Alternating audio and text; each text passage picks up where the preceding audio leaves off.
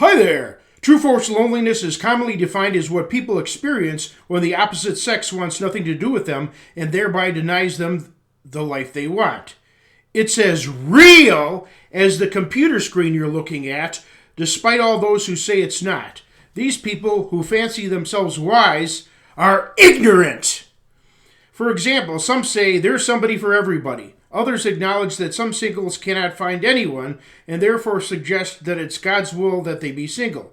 For both those who claim to have superhuman knowledge that there's someone for everyone, even though that has been statistically disproven, and those who spout religious nonsense about God wanting to arbitrarily make people unhappy, it's my opinion that both groups of people should be kicked so hard in the rear that it leaves a permanent shoe impression. The truth is that people are forced to be alone because others are selfish, hateful, and brainwashed, rejecting others who are different. True forced loneliness is very rare among women, but relatively common among men.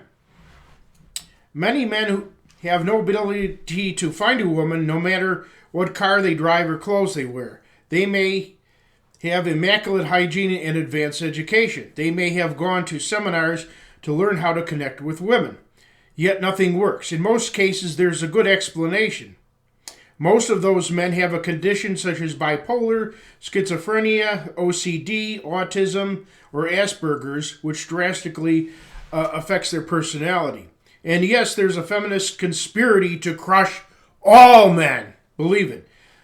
This belief is not based on the bitterness of undesirable men. It is based on solid facts.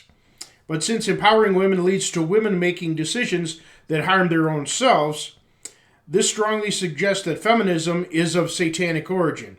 Regardless, until society reverts to the historical construct of women being given in marriage, gives disenfranchised men decent job opportunities, and ends its nonsensical discrimination, things won't change. Now, enough about what we cannot change. Let's discuss what we can change now. I'm in the same situation, but I'm over 50, have gone through things, and therefore have advice for younger men. First, never waste any time or money in bars or clubs. Those are the worst places for the socially awkward. Also, if you feel that you still want to find someone, never pay for expensive dating sites, seminars, or dating coaches. Either someone will accept you as you are or they won't. So only use free dating websites or those that are relatively cheap. As for me, I avoid situations where families and couples predominate, as it magnifies the negative aspect of my situation. Regardless, couples never lift a finger to help awkward single men. Instead, they spout idiotic, insulting advice, and they fart empty platitudes. And never see a psychologist to help you feel better or give you advice. They will never help you, will never understand, and will take your money. For men with no hope of finding anybody, definitely move back with your parents if possible. That will help with loneliness. Or a sibling if you have one. Don't let anybody shame you into thinking it's undignified or unmanly. What's really a shame is giving all your money to a landlord. Landlords are like vampires who capitalize on people's need for housing. And fellow tenants are rarely neighborly. Tenants will complain about you over anything they don't like. Even if you have a poor relationship with your parents, like me, the vast majority of parents love their children in some weird fashion despite that. And if you have siblings, like I said, try to draw closer to them. Most strangers, on the other hand, are out to victimize you. For those without pets, get some dogs or cats. That will also help defeat loneliness. Anybody who only sees my videos outside their home, get home internet.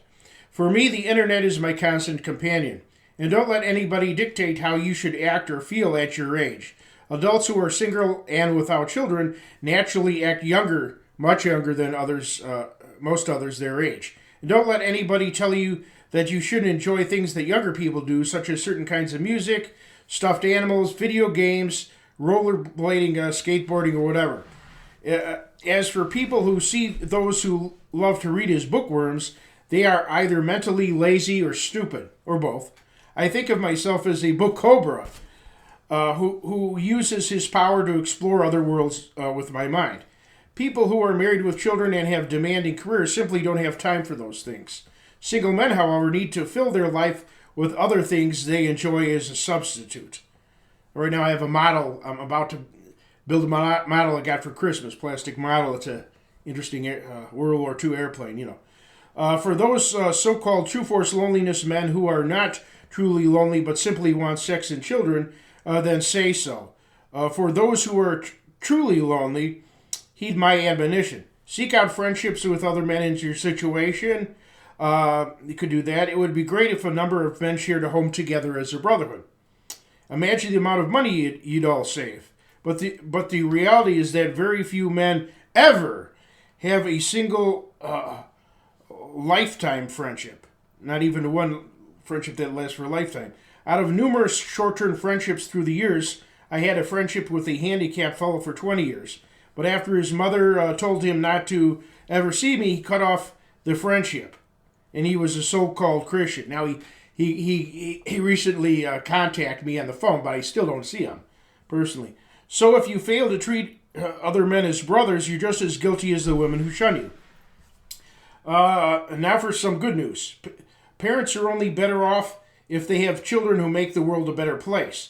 If they have children who make the world worse, then you're better being single. And be thankful you're not in an abusive relationship, as many relationships are. And be thankful that you're not going through a divorce and then your wife takes all your hard-earned money via the corrupt system.